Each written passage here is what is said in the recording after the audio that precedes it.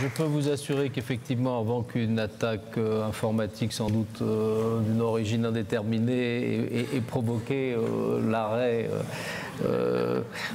il y avait bien effectivement beaucoup d'autres pages à venir. Et au moment où, d'une certaine manière, ramassant vos propos, vous alliez vers votre conclusion, c'était aussi le moment où vous alliez insister sur les faiblesses ou les fragilités de la Chine. Vous l'avez fait sur le plan politique, de l'organisation.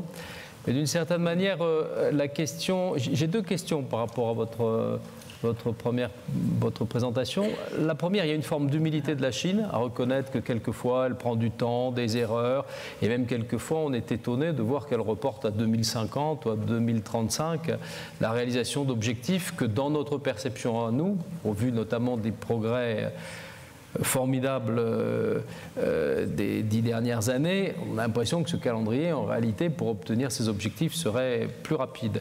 Le deuxième, c'est, on voit bien les éléments de force, mais dans cette panoplie, notamment sur tous les aspects technologiques qui convergent vers la définition d'une panoplie militaire, quelles sont les technologies où ils accusent le plus grand retard ou le décalage par rapport aux pays de tête technologiquement dans le domaine militaire, et en particulier les États-Unis, on voit les gaps les plus importants.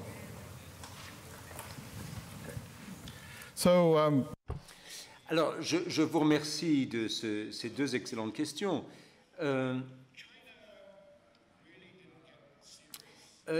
Il faut bien se dire que la Chine l'a prise au sérieux, ces questions d'innovation technologique, au début du XXIe siècle.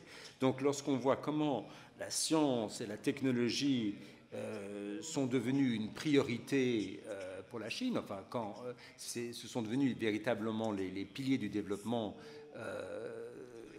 de la Chine, dans les années 50, 60, 70 et même jusqu'à la fin des années 80-90, finalement, l'accent était mis surtout sur le développement économique, le développement industriel, mais pas militaire. C'est-à-dire qu'en tout cas, la Chine n'avait pas de politique ou de stratégie de développement technologique jusqu'à 2006.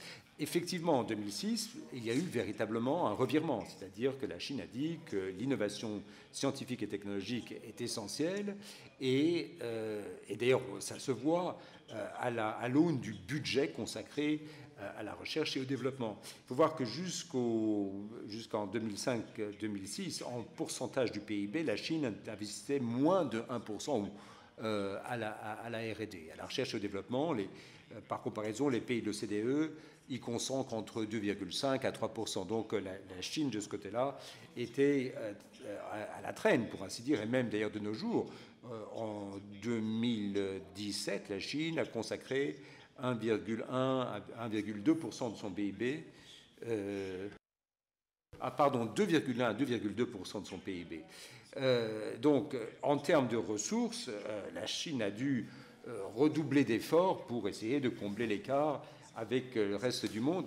Et dans ces efforts de science et technologie, évidemment, on ne peut pas rattraper le retard du jour au lendemain. Il faut des dizaines d'années, ne serait-ce qu'en raison du capital humain qu'il faut investir et de l'infrastructure qu'il faut mettre sur pied. Donc, ce qui s'est passé, et l'une des raisons principales, si vous voulez, de ce rattrapage spectaculaire de la Chine, n'est pas lié à ses propres capacités de recherche et développement. C'est essentiellement, et là, jusqu'aux dernières années finalement, c'est le fait que le principal mode de développement technologique de la Chine, c'était un mode d'absorption. Autrement dit, on importait de pays étrangers, on importait de l'étranger les technologies. On pouvait les acquérir de manière légale ou les voler, ou alors peut-être à travers des joint ventures avec des entreprises étrangères. Enfin, il y avait un mode d'absorption de la technologie qui s'est fait de cette façon. Et évidemment, quand on absorbe ainsi des capacités technologiques de l'étranger, évidemment, le mode de développement n'est pas le même que celui d'un pays qui assure son propre développement. La notion de risque n'est pas vue de la même façon. Lorsqu'on est un pays absorbant, il n'y a pas tellement cette notion de risque. C'est-à-dire qu'on ne prend pas des on ne fait pas des paris sur telle ou telle technologie, on prend les technologies qui ont déjà fait leurs preuves. Donc le risque est très faible. La question qui se pose est de savoir comment convertir ces importations de technologies en production autonome ou autochtone. Et ça, c'est ça la forme d'ingénierie. Alors évidemment, à ce jeu-là, la Chine a pu réaliser des progrès considérables. Et on a vu que en acquérant la technologie étrangère, la Chine a pu un peu rattraper son retard. Mais maintenant, ce que dit la Chine, c'est que certes, l'absorption est une bonne chose, mais cela ne suffit pas si l'on veut être véritablement un champion, en quelque sorte, à l'échelle mondiale. Et c'est ça que nous dit Xi Jinping, c'est que, alors que l'absorption constitue en quelque sorte le plafond de verre du développement technologique de la Chine, au contraire, c'est le plancher, c'est la base. Mais à partir de là, c'est un tremplin vers lequel il faut se hisser vers un mode de développement en interne. Et là, la notion de risque est entièrement différente, parce qu'on ne sait pas où se trouve la frontière technologique. Il faut prendre des risques, il faut prendre des paris sur les différentes technologies qui pointent en quelque sorte le bout de leur nez, et on ne sait pas quelle technologie finalement l'emporterait. Et donc il y a des investissements multiples, il faut créer ses propres laboratoires, il faut mettre en place ses propres programmes de recherche universitaires et autres. Autrement dit, là il y a vraiment un énorme effort à fournir de développement, avec toujours un risque à la clé. Il faut réunir des chercheurs, des scientifiques nobelisables avant d'arriver à ce niveau de technologie de pointe ou de recherche de pointe. Et la Chine ne fait que tout récemment d'arriver à ce niveau-là. Si vous allez dans l'université de Tsinghua de Pékin ou de Tsuda, alors vous avez là des universités qui sont en train de rattraper le retard, mais enfin qui n'y sont pas encore arrivées. Alors ce que je dirais par rapport à tout ça, c'est que la Chine revient de loin, c'est sûr. Pour autant, la technologie n'a pas atteint, si vous voulez, l'état de l'art. Certes, dans certains domaines, la technologie est très bonne, mais sur un plan général, disons que la base technologique, la base d'innovation ne peut pas rivaliser avec les laboratoires de rang mondial pour pouvoir dire, voilà, nous pourrons d'un seul bond rattraper l'Europe ou les États-Unis. Donc il faudra encore 10, 20, peut-être même 30 ans avant de se rapprocher du but. Quand je donne des ordres de grandeur, des échelles, je me dis que finalement, disons que les premiers physiciens, chimistes ou scientifiques chinois, ce sera au moment où ils auront des prix Nobel. Alors vous avez eu des Chinois qui ont un prix Nobel de la paix ou que sais-je, mais ce n'est qu'au moment où on verra des prix Nobel scientifiques chinois que là on pourra se dire que la Chine est en train de pouvoir jouer dans la cour des grands. Parce qu'après tout, il s'agit de pouvoir convertir tout ce travail de recherche fondamentale en applications technologiques, commerciales et autres. Et là, de ce point de vue-là, la Chine est encore assez loin de son objectif. C'est pour ça que 30-40 ans, ça me paraît encore assez réaliste. Autour, à la fois pour commenter, introduire, poser des questions. Je vous en prie. Merci. Pour commencer, je dirais que loin de moi l'idée de contredire les analyses de Taiming Chen.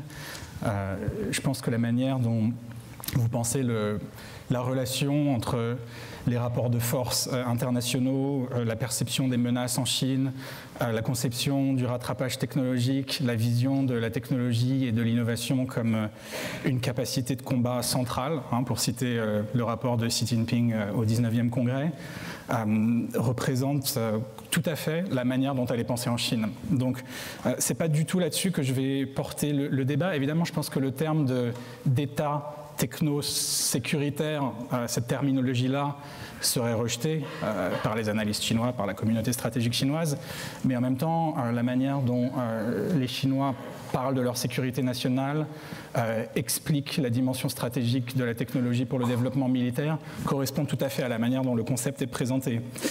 Je vais plutôt porter la discussion sur 3 thèmes. D'abord, premièrement, ce qui me semble particulièrement intéressant un petit peu en arrière-plan de cette conférence et dans tous les travaux de Taiming Chung, c'est la question de la méthodologie quand on travaille sur la puissance militaire chinoise et sur la politique de sécurité de la Chine. La question de la transparence, la question de l'accès aux sources et à l'information. Deuxièmement, pour rebondir un petit peu, puisque ça va dans le même sens sur la question de Louis Gauthier, la question de l'écart entre les ambitions qui sont affichées et les capacités de production de l'industrie d'armement chinoise, qui me semble aussi une question clé en réponse à cette conférence. Et troisièmement, ouvrir un petit peu le débat sur les implications de cette transformation en cours, sur les 30 prochaines années, sur la France et sur l'Europe. D'abord, la question de méthodologie. J'ai l'impression que cette conférence et les travaux de Taiming Chung, de manière plus générale, nuancent un petit peu la perception qu'on a très souvent, qui est un petit peu rapide, qui a une opacité totale sur la question militaire en Chine, qu'il n'y a pas véritablement d'accès à l'information, qu'on est complètement dans le domaine de la communication publique. En fait, ce que ces travaux montrent, c'est que par l'accès aux sources chinoises, aux sources ouvertes, on est vraiment dans le domaine de l'utilisation des sources ouvertes universitaires, on a accès à énormément de choses sur les programmes de défense, sur la manière dont la politique de sécurité est pensée, sur la manière dont les menaces sont perçues.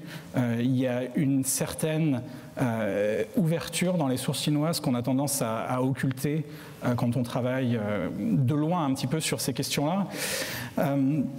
Et je pense que ce qui est aussi très intéressant dans ces travaux, c'est le maintien d'une véritable communication avec les milieux de la défense, de la sécurité, de la communauté stratégique chinoise, qui permet d'avoir un sentiment juste en fait sur la manière dont les perceptions vont, aussi bien sur les objectifs que sur la question de l'analyse des menaces. Sur ce point-là, les choses ont beaucoup changé sous Xi Jinping. D'abord parce qu'il y a eu l'émergence d'une diplomatie publique de la part de l'Armée populaire de libération, donc une certaine ouverture un peu plus grande, plus de communication sur certains programmes, sur certaines opérations, en particulier les opérations qui sont les plus présentables, le Golfe d'Aden, etc. L'APL développe sa propre diplomatie publique. Et il y a aussi, et c'est vraiment un développement nouveau sous Xi Jinping, une manière de présenter les progrès de la Chine, de son industrie d'armement, de manière très publique. Quand il y a une communication autour de ces thèmes-là qu'on n'avait pas il y a 5 ans. Sur ce point-là, il y a véritablement un tournant, donc du coup, il y a plus d'accès à l'information. Mais je pense que là où la question devient intéressante, c'est bien sûr, on a accès à pas mal de choses. On a une véritable transparence, en particulier des intentions stratégiques sous Xi Jinping. Le rapport de travail de Xi au 19e congrès, qui est un document que tout le monde cite en Chine, qui est le point de départ de toute discussion sur des choix politiques, qui est cité par exemple récemment dans un discours par le ministre des Affaires étrangères Wang Yi, comme non seulement un programme de travail pour les années à venir jusqu'en 2050, mais aussi, je cite, la meilleure manière de comprendre là où en est la Chine aujourd'hui. C'est vraiment le document qui est utilisé par tout le monde. Et c'est vrai que les intentions stratégiques en termes de leadership pour l'année 2050 sont exprimées de manière très claire et très directe. Donc là-dessus, il y a une véritable transparence. Il y a une transparence aussi sur les grands choix en matière de programmes d'armement.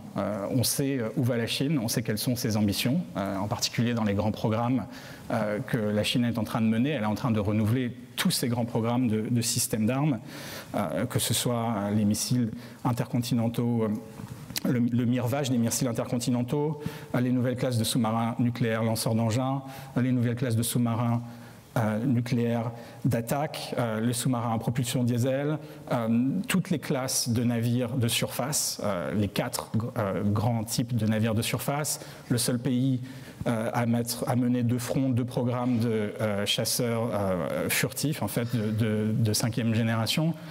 Tout ça, c'est véritablement sur la place publique et il y a une communication de l'État autour de ça.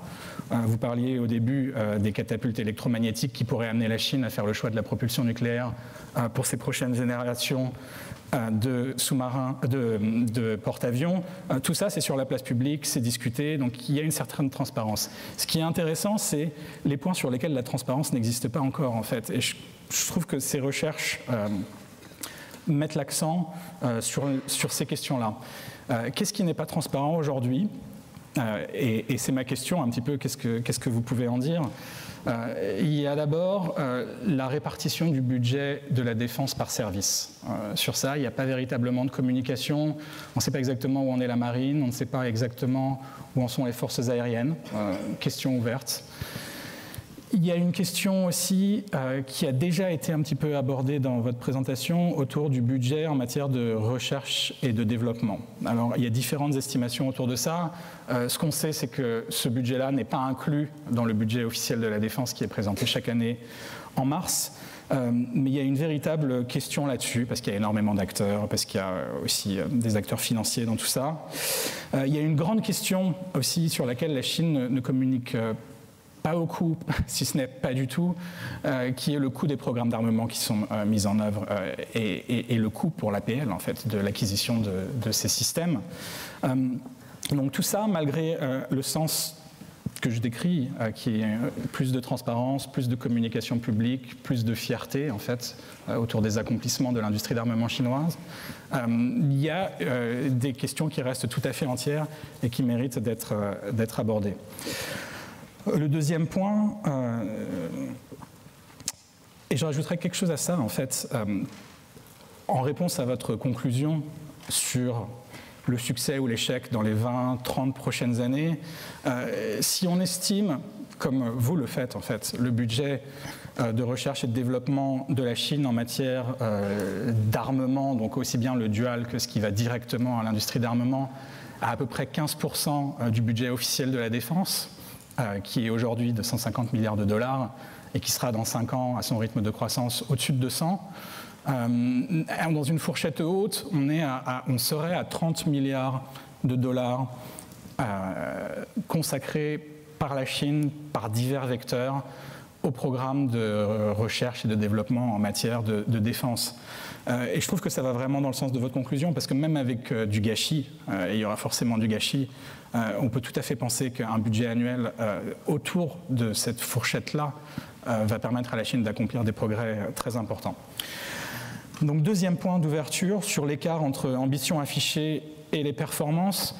Il y a beaucoup de manières différentes de penser cette question, mais il y en a au moins deux. Il y a d'abord une analyse purement géopolitique de ce que la Chine a réussi à accomplir via ses importations, via ses programmes d'équipement, mais via aussi ses programmes domestiques, ses programmes indigènes. On le voit dans la région, la Chine a déjà réussi à changer un petit peu des situations grâce à son effort militaire. C'est le cas des relations dans le détroit de Taïwan. Sans son effort d'armement, et ça ce sont les analystes chinois qui le disent eux-mêmes, sans l'effort de modernisation de l'APL, la dissuasion du mouvement indépendantiste taïwanais à son pic, c'est-à-dire entre les années 2004 et 2008, là où vraiment on avait un pouvoir qui était ouvertement pro-indépendance, aurait été beaucoup plus difficile. Un autre exemple qui est à la deuxième page du rapport de Xi Jinping au 19e congrès, les constructions dans les îles Spratly et la militarisation de ces îles, de ces 7 îles artificielles dans les îles Spratly, c'est aussi un produit de l'effort de militarisation de la Chine.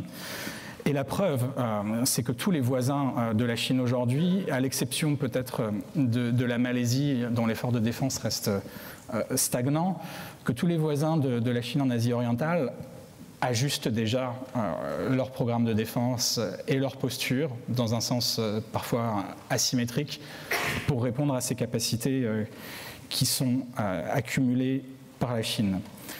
Mais en même temps, pour rebondir sur ce que vous avez dit sur l'environnement de sécurité. At the same time, to take up what you said about China's security environment and the way it perceives it, to me, there is fundamentally a central determinant of that effort, a desire to be on par with the Japanese-American alliance and their capabilities. That's something in progress, and where China has very clear vulnerabilities. It's, for instance, in case of aérienne en Asie orientale face à l'alliance nippo-américaine, on en est très loin. Elle a des capacités asymétriques qui peuvent les gêner, mais on n'en est pas du tout là. On a aussi beaucoup d'interrogations autour de la véritable capacité chinoise en matière de construction d'un outil de dissuasion nucléaire sous-marin, qui est très clairement l'un des déterminants de la politique chinoise en mer de Chine du Sud, la protection de la base de Hainan, qui est une vulnérabilité perçue et une vulnérabilité qui est déterminante pour certains choix. Donc, aussi bien des succès qui sont revendiqués que des vulnérabilités qui sont identifiées de manière très très claire. Mais quand on va sur le deuxième aspect de cette question, une deuxième manière de voir l'écart et les accomplissements de l'effort de défense chinois, qui est la question du passage du rattrapage technologique à la deuxième phase, qui serait l'innovation et la construction ou le développement par la Chine de technologies véritablement disruptives, c'est-à-dire dont l'acquisition serait chinoise, par une innovation chinoise et qui aura un véritable effet, disons, sur l'équilibre, sur les rapports de force dans la région et en particulier sur le rapport de force avec les États-Unis. J'ai envie de poser un petit peu la question inverse, c'est-à-dire où est-ce qu'on a le plus de possibilités en fait? Est-ce qu'on peut penser véritablement à des scénarios de disruption, c'est-à-dire, par exemple, on parle beaucoup d'intelligence artificielle et de ses applications pour certains types d'opérations militaires. Est-ce qu'on se dirige vers ça? Est-ce que ce serait peut-être dans la transmission de données? On parle aussi beaucoup ces derniers temps, même le quotidien du peuple, du développement par la Chine d'armes à énergie dirigée pour ses marines. Quels sont un petit peu comment est-ce que vous évaluez le potentiel de la Chine d'arriver à développer une technologie disruptive dans ce laps de temps? Troisième angle, pour ouvrir un petit peu la discussion, sur ce que ça représente pour la France et pour l'Europe, le développement que vous avez décrit dans votre conférence. Je dirais trois choses. La première, c'est que très clairement, ça veut dire que la question de l'embargo et de sa levée ne se pose plus du tout, du point de vue de la Chine. Et ça, c'est un petit peu le pendant de ce que vous avez décrit des grands choix de Xi Jinping. Il y a une véritable décision par Xi Jinping au moment du passage du 17e comité central au 18e comité central, de ne plus lier les relations avec l'Europe à la question de la levée de l'embargo. C'est quelque chose qui n'est plus du tout qui n'est plus du tout une question centrale dans les relations sino-européennes. La Chine est déjà passée à autre chose. Ce qui est important maintenant du point de vue chinois pour assurer cette priorité-là, c'est l'accès à certaines technologies critiques. Et pour ça, la relation sino-européenne qui opère dans un cadre réglementaire en France et en Europe qui gouverne les exportations de technologies duales permet à la Chine d'opérer dans un certain cadre. Et donc on a atteint un certain équilibre nouveau où l'embargo n'a plus aucun intérêt pour les Chinois. Mais où, d'une certaine manière, se pose la question pour les partenaires de la Chine de comment répondre aux choix de la Chine en matière d'acquisition de technologies. L'Europe a une approche plutôt assez ouverte sur les relations en matière de recherche et de développement, les coopérations universitaires, l'ouverture aux investissements. La discussion en France et en Europe est en train d'évoluer depuis l'année dernière dans un sens qui est un peu plus restrictif. Ça fait un petit peu miroir avec des tendances similaires aux États-Unis, en Australie, au Japon, etc. Et ça se pose aussi, cette question-là, dans un nouvel environnement où il y a une certaine prise de conscience en France et en Europe que ces développements vont avoir des conséquences sur les marchés d'exportation. La Chine n'a jamais été complètement prise au sérieux jusqu'à présent parce qu'elle n'était pas du tout sur les mêmes segments d'exportation. Ces développements et leurs conséquences dans les 20-30 prochaines années vont forcément dans une tendance où on va percevoir la Chine comme un compétiteur sur les marchés d'exportation. Donc ma question pour finir, en fait, et pour ouvrir, c'est si l'Europe évolue parce qu'elle est dans une logique de compétition avec la Chine sur les marchés d'exportation, ou parce qu'elle est dans une logique où elle veut restreindre un petit peu ou rendre plus restrictive la coopération avec la Chine en matière de sciences et de technologies liées à l'armement. Jusqu'où cette tendance peut aller, quel peut en être le coût sur la relation franco-chinoise ou disons UE-Chine. Comment est-ce que vous voyez cette dimension-là? Merci beaucoup, Mathieu. Oui, bien sûr. Je ne vais pas faire la claque dans la place de la salle. Non. Je vais laisser Taiming Chen répondre. Juste peut-être une notation pour les étudiants en termes de rapport, de ratio. On a évoqué le chiffre de 30 milliards de dollars, c'est ça, pour l'effort de recherche militaire chinois. C'est l'estimation. Du côté américain, sur un budget global qui doit être de 145 milliards de dollars consacrés à l'ensemble de la recherche sur fonds publics, 75 sont orientés vers le ministère de la Défense, donc 30 milliards à comparer aux 75. Je rappelle que l'effort de défense de la France, qui est un des premiers pays à investir dans ce domaine, va être porté dans la loi de programmation militaire actuelle de 780 à un tout petit peu plus d'1 milliard d'euros en fin de période. Ce qui veut dire que si vous mettez ensemble l'effort de recherche en matière de défense de l'ensemble des pays européens, y compris l'Angleterre avant qu'elle ne nous quitte par le Brexit, on doit être à peu près au grand maximum à quelque chose qui doit tourner autour de 7 milliards d'euros, dont la moitié revient en réalité au budget français, anglais et allemand. Et sur l'autre moitié est à peu près consolidée autour de l'Italie, de l'Espagne, de la Suède, j'en oublie d'autres.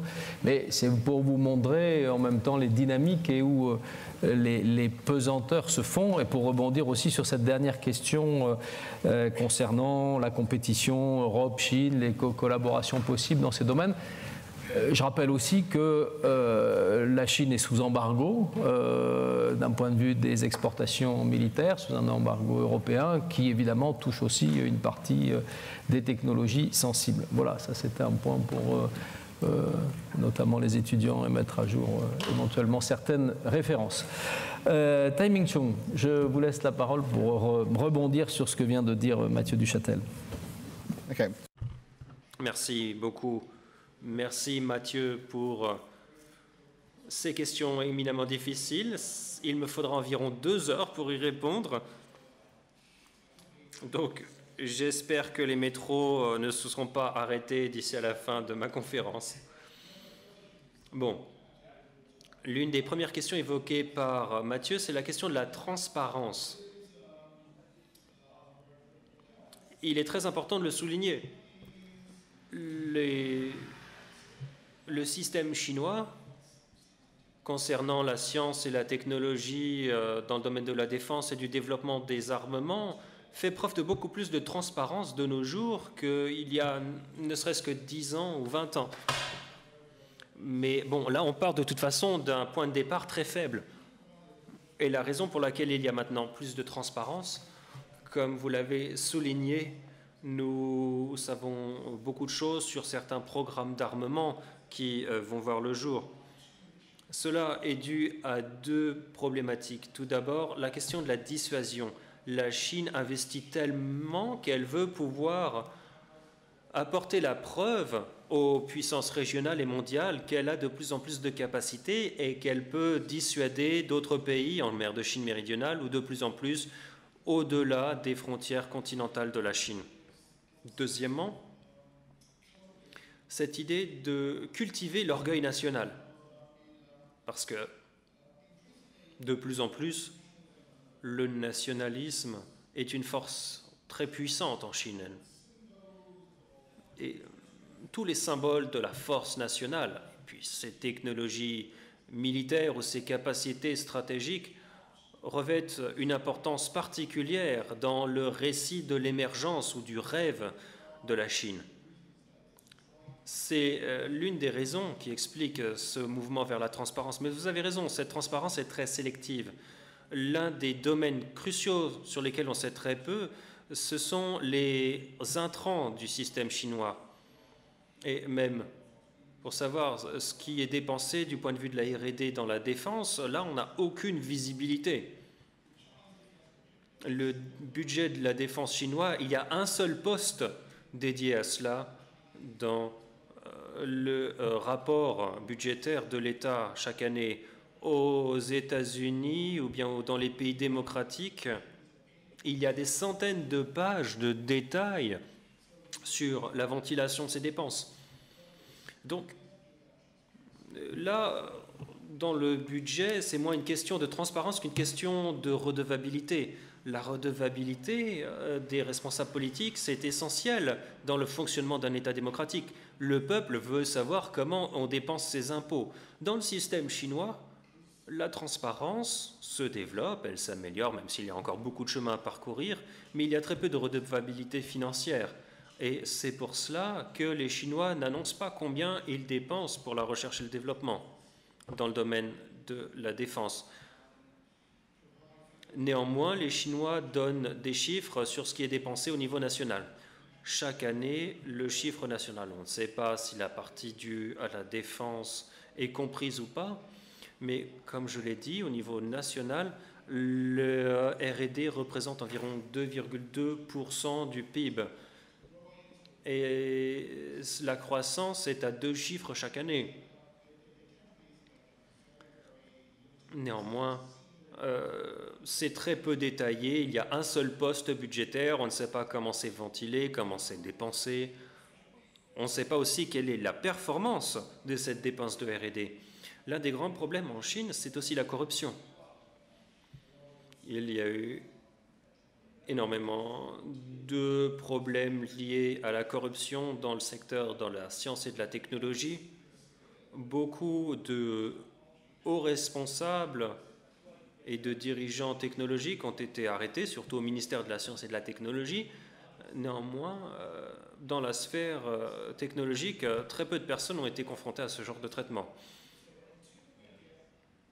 Tant qu'on n'aura pas plus de transparence, plus de redevabilité, pas simplement expliquer quels sont les produits technologiques de cet effort de R&D, mais plutôt tant qu'on ne saura pas combien est dépensé, comment c'est dépensé et avec quelle efficacité, ça restera un problème très difficile pour essayer de comprendre les intentions chinoises. On peut mieux comprendre quelles sont les capacités chinoises, néanmoins, on n'en sait pas trop sur leurs intentions. Et un budget, souvent, c'est un très bon point d'entrée pour mieux comprendre ces intentions. Autre question évoquée par vous, quelle est l'efficacité des capacités militaires chinoises? Vous avez parlé, par exemple, de plus en plus de la projection de la puissance. On voit que l'armée chinoise emploie beaucoup de ses capacités au-delà des frontières continentales de la Chine. On voit des vaisseaux de guerre chinois qui patrouillent de plus en plus loin, au-delà de la première chaîne d'îles vers ce qu'on appelle la deuxième chaîne d'îles pour arriver dans les eaux internationales, comme les patrouilles dans les eaux africaines ou bien des visites dans des ports européens, de plus en plus de projections internationales, on voit de plus en plus de capacités de projection et les capacités militaires chinoises ont l'air bonnes. Ce qu'on ne sait pas, c'est que si jamais on devait en arriver à une situation de combat, une véritable guerre, quelles seraient véritablement les capacités militaires chinoises? Heureusement, la Chine n'est pas entrée en guerre depuis la fin des années 70 et elle s'en est très mal sortie. Contre le Vietnam en 79, il y a eu des escarmouches ici ou là. Donc,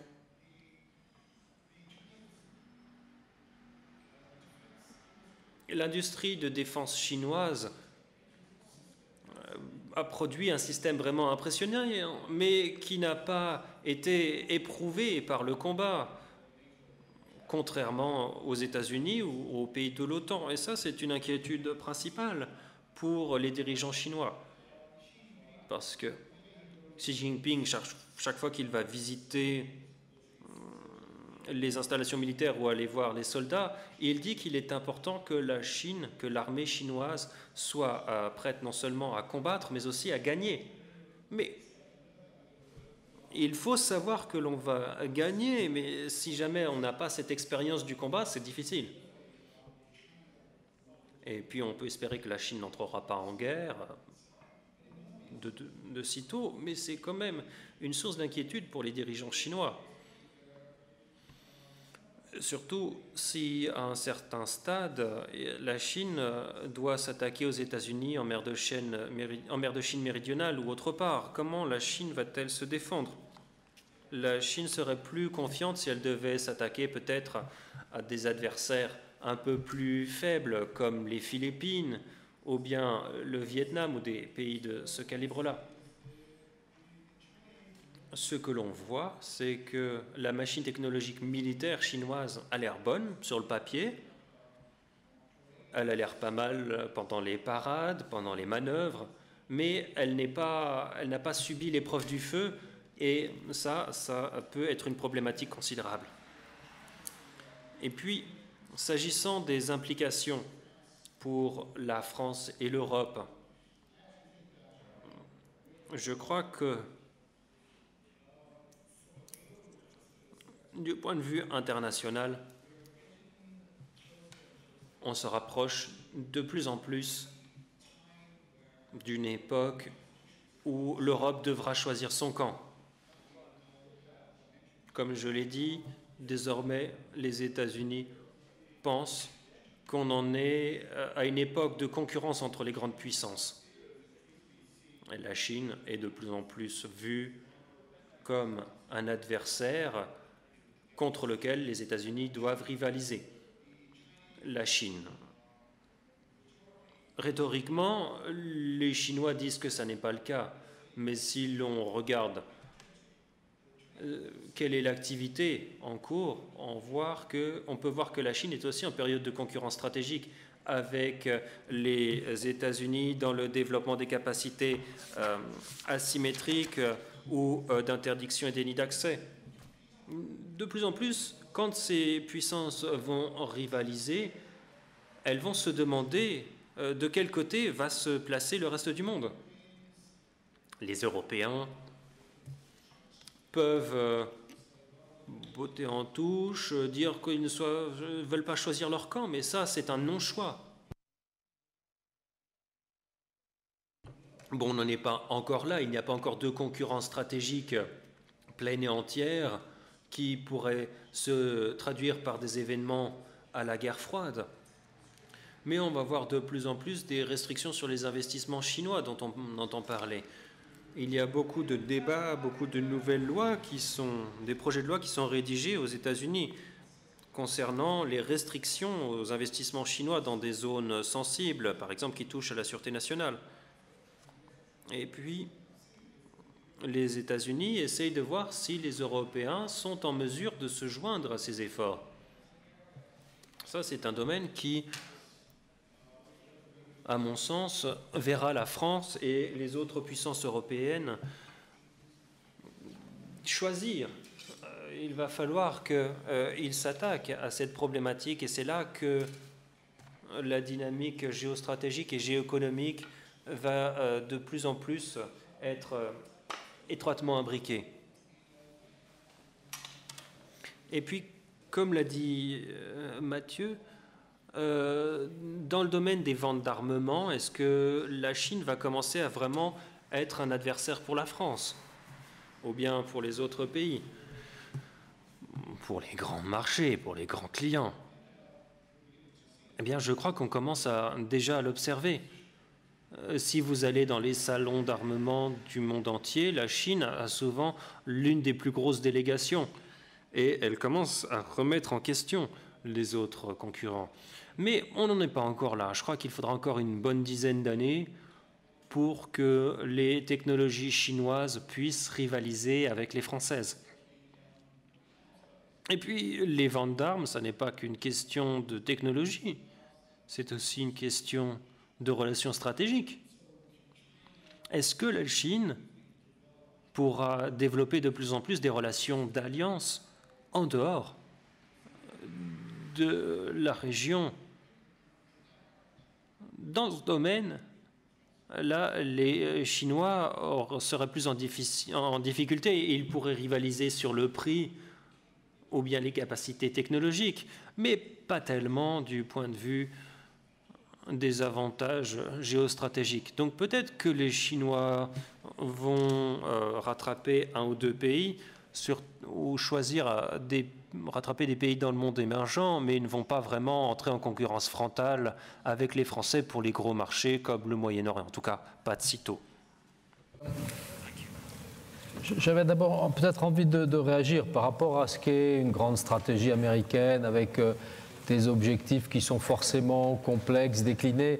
Et vous avez eu raison dans votre présentation de corréler ce que doit être un effort technologique dans le domaine militaire au regard d'objectifs stratégiques. La protection stratégique de la Chine, bon, c'est la dissuasion, c'est l'énormité de la Chine. Elle n'a pas à la défendre comme les Européens aujourd'hui peuvent renouveler la question de ce qu'est leur sécurité collective au regard d'une agression extérieure. Protection des alliés, là non plus, ils ne sont pas dans la logique américaine qui prétendent à la fois aider l'Europe, aider le Japon, aider l'Australie.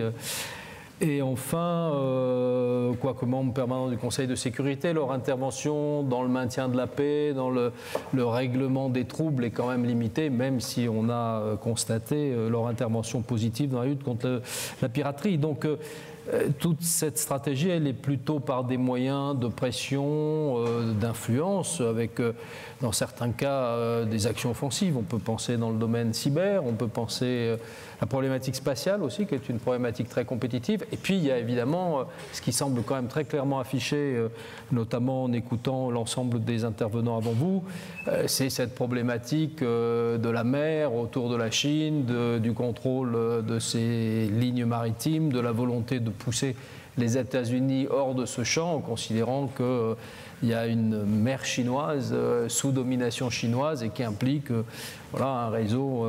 Donc là, on voit bien les investissements, notamment les investissements maritimes, mais on les voit sans doute dans des champs technologiques. La cyber, j'en parle pas, j'ai déjà évoqué, le spatial, c'est évident.